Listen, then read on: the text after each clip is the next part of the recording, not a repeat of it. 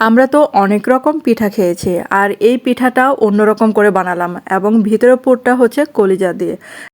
এই পিঠাটা এত মজার খেতে যে একবার খেলে আপনার বারবার খেতে ইচ্ছা করবে, এতটাই মজার হয়। আর বানাতেও কিন্তু অনেক সহজ। তো চলুন দেখি এটা কিভাবে বানাতে হয়। আমি এখন ভিতরে পুরটা তৈরি করছি। তো প্রথমে এখানে আমি পেঁয়াজ কুচি করে দিলাম, এখানে হাফ কাপের মতো হবে।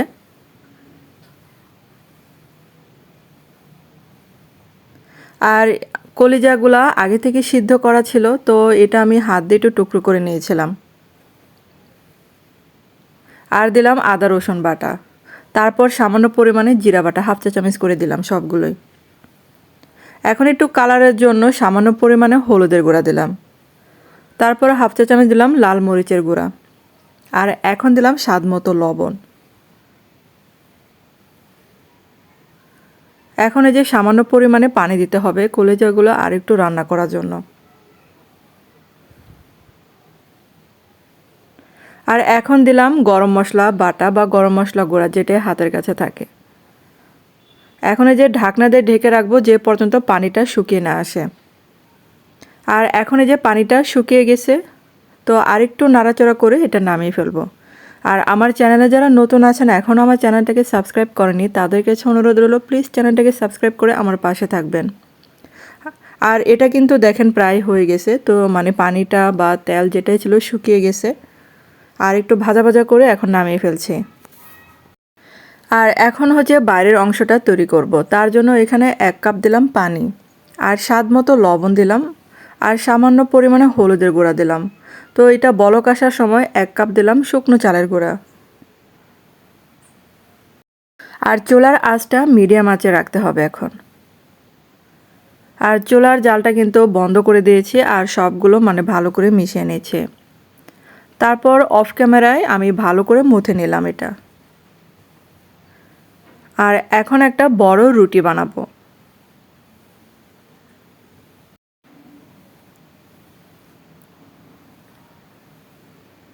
এখন আমি এই যে যে সাইজগুলো পিঠা বানাবো সেই সাইজগুলো আমি করে নিচ্ছি, কেটে নিচ্ছি একটা চাকুর সাহায্যে।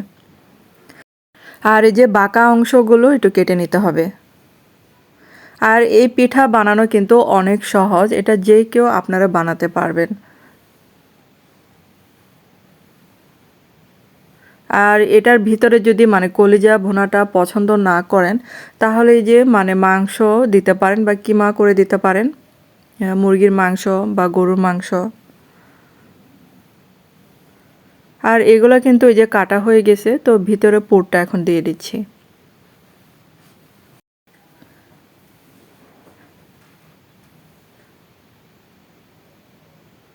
এখন এই যে একটু সাইড দিয়ে পানি লাগিয়ে নিতে হবে, কারণ হচ্ছে যখন আরেকটা জোড়া লাগাবো যেন খুলে না যায় সেই জন্য।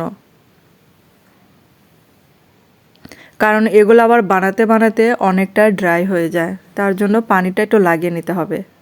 আমি প্রথমে কাঁটা চামিচ ভাবছিলাম যে করব, তারপর দেখলাম যে না, এটা কেটে যায়, তার জন্য হাত দিয়ে করে নিলাম।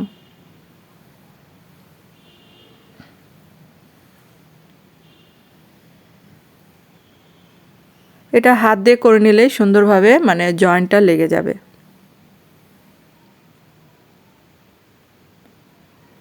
এখন এই যে আরেকটা করে দেখাচ্ছি আপনাদেরকে, সেমভাবে পানি লাগিয়ে নিচ্ছি। আর আমার এই পিঠা রেসিপি যদি আপনাদের একটু হলেও ভালো লেগে থাকে, তাহলে ভিডিওতে অবশ্যই একটা লাইক দিবেন।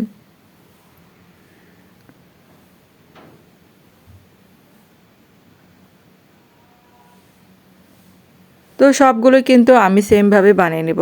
আর আপনারা যদি বেশি পরিমাণে পিঠা বানাতে চান, তাহলে চালের গুঁড়াটা আর একটু বাড়িয়ে দেবেন। এখন হচ্ছে ভাজার পালা। তো চুলায় আগে থেকে তেলটা গরম হতে দিয়েছিলাম, আর চুলার জালটা এখন মিডিয়াম টু হাই রেখে দিতে হবে। আর এগুলো এখন ক্রিস্পি করে ভেজে নিতে হবে।